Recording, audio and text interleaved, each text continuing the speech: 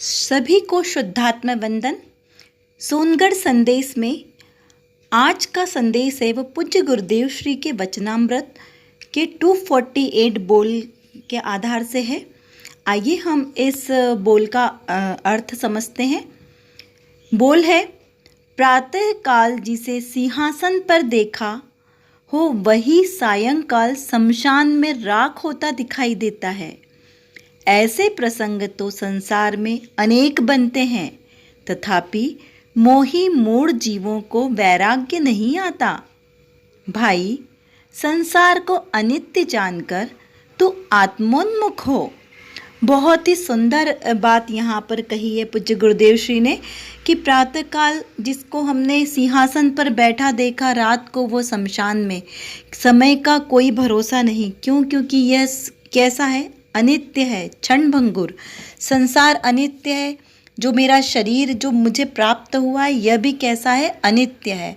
तो नित्य क्या है? एकमात्र मेरा शुद्धात्मा ही नित्य है, जिसे मैं माना है, यानी इस शरीर को मैंने अपना माना है। तो यह शरीर तो मेरा है ही नहीं। जो अनादि काल से अनंत काल तक रहने वाला हूँ वह तो एकमात्र मैं हूँ। मैं शुद्ध आत्मा हूँ, जीव द्रव्य हूँ जो अनादिकाल से रहने वाला है। यह शरीर तो बार बार चेंज होता रहता है, पर्याय बदलती रहती है। जैसे हम वस्त्र बदलते हैं उसी तरीके से हमारे ये पर्याय शरीर बदलता है। तो इस समय का कोई भरोसा नहीं है। इसीलिए गुरुदेव श्री यहाँ पर जीव को आत्म कल्याण की तरफ उग्र होने की प्रेरणा देते हैं, अपने आत्म कल्याण का पुरुषार्थ करने की प्रेरणा देते हैं। क्योंकि ये जो मनुष्य भव है ये बड़ी मुश्किल से मिला है। अनंत भवों के बाद मनुष्य पर्याय मिलती है, उसमें भी जैन धर्म, जैन कुल, जिनवाणी का समागम मिलना, यह तो चिंतामणि रत्न के जैसा दुर्लभ है। एक एक पल अमूल्य है, मूल्यवान है। इसलिए मोह को छोड़कर निर्मोही बनकर जीवों को वैराग्य आना चाहिए और अपने आत्म कल्याण की ओर प्रेरित होना चाहिए। ऐसी यहाँ पर बात आई है। आज की रत्न कणिका में मुमुक्षु ने प्रश्न किया है, प्रथम शुभाशुभ विकल्प को हेय करके फिर शुद्धात्मा को उपादेय करना चाहिए क्या? उस पर उत्तर देते हुए गुरुदेव श्री कहते हैं, जयसेन आचार्य की टीका में आता है कि हेय करना नहीं पड़ता पर हेय हो जाता है, यानी सहज होता है, हमें करने का भाव नहीं लाना है। आगे लिखा है, आत्मा का अनुभव वह उपादेय है, ऐसा तो तब राग उसमें आता नहीं, इसीलिए हे है ऐसा कहने में आता है। यह समयसार जी कलश 14 और 15 नंबर का जो कलश है उसके आधार से पूज्य श्री के जो प्रवचन है गुरुदेव श्री के, उसके आधार से यह प्रश्न यहाँ पर लिया गया है।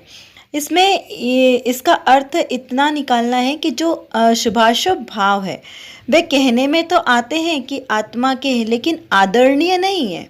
क्योंकि शुभ भाव भी क्या है? वो भी बंध का कारण है, जैसे लोहे की बेड़ी और स्वर्ण की बेड़ी। तो इस प्रकार शुभ भाव अशुभ भाव तो है ही, लेकिन शुभ भाव भी आदरणीय नहीं है। एकमात्र शुद्ध भाव ही परम उपादेय है। तो जब तक पुरुषार्थ जीव कर रहा है तो शुभ भाव अपने आप होंगे, उसके लिए उसको अलग से पुरुषार्थ नहीं करना है।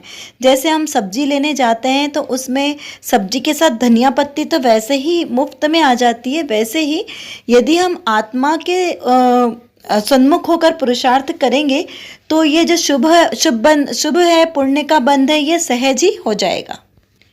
यहाँ पर द्रव्य दृष्टि की बात चल रही है, उस हिसाब से जो पूर्ण शुभ भाव है वो आदरणीय नहीं है। जैसे दया, दान, पूजा पाठ आदि के जो भाव है ये शुभ भाव है, इससे मोक्ष नहीं होगा। लेकिन परंपरा से मोक्ष इस तरीके से मानना है, जैसे हमने पुण्य भाव जो शुभ भाव किया उससे पुण्य का उदय हुआ, और पुण्य भाव से अनुकूलता होगी तो आपकी धर्म में रुचि होगी।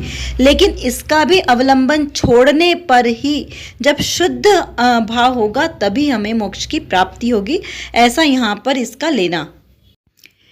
इनका अर्थ हमने संक्षिप्त में समझा। आशा करती हूँ आपको समझ में आ गया होगा। ऊपर लिखे प्रश्नों का आप उत्तर देने का कमेंट बॉक्स में प्रयास करें, और कुछ नहीं समझ में आया हो तो भी आप हमें कमेंट बॉक्स में लिखकर पूछ सकते हैं। हम आपको आंसर देने का प्रयास करेंगे। इसी तरह आप अपना ज्ञान और उपयोग को एकाग्र करके बढ़ाते रहें। सभी स्वस्थ रहें, प्रसन्न रहें। जय जिनेंद्र।